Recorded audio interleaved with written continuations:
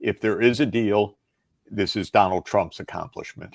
Joe Biden, I'm sorry to say, for years has just gone along with what other countries have told the U.S. to do. And this ceasefire should have happened a long time ago.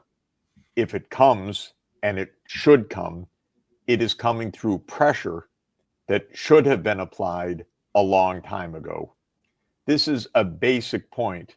We've been discussing it not only about the war in the Middle East, but also the war in Ukraine.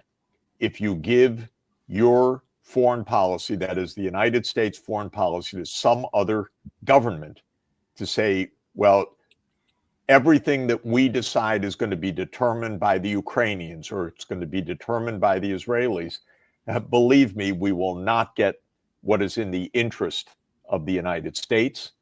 And by the way, we won't even get what is in the real interest of those other countries. We'll get what is in the interest, perhaps, of a few politicians in those other countries who suddenly have the U.S. at their beck and call.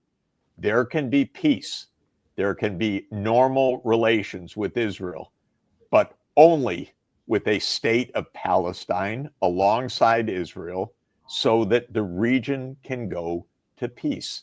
So this is what I'm really hoping, not just for a ceasefire in the next days, which would be wonderful news, but true peace in the Middle East. And I would like nothing more than a tremendous success of President Trump at the start of his administration to help guide, for the first time in decades, a real peace in the Middle East.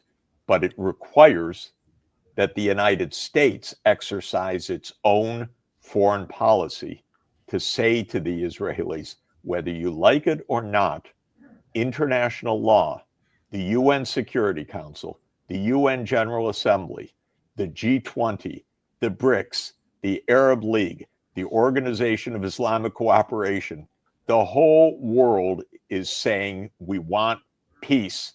Professor Sachs, thank you very much. My dear friend, you are a living example that intellectual honesty and personal courage can sometimes bend the arc of history. Look forward to seeing. Yeah, thank you. Let's just hope that President Trump comes in and does what he has said, which is to make America sovereign again, so that we have our own foreign policy, we pursue our own interests, and our interests are in peace in the Middle East with two states living side by side, Palestine and Israel. If President Trump does this, I want to be in the front of the parade to get him a Nobel Peace Prize. First thing, it's within his reach. I so dearly hope that he'll follow the path of peace on this. Same here, Professor Sachs. Thank you very much. Safe travels. We'll see you next week. Thank you. Great to be with you.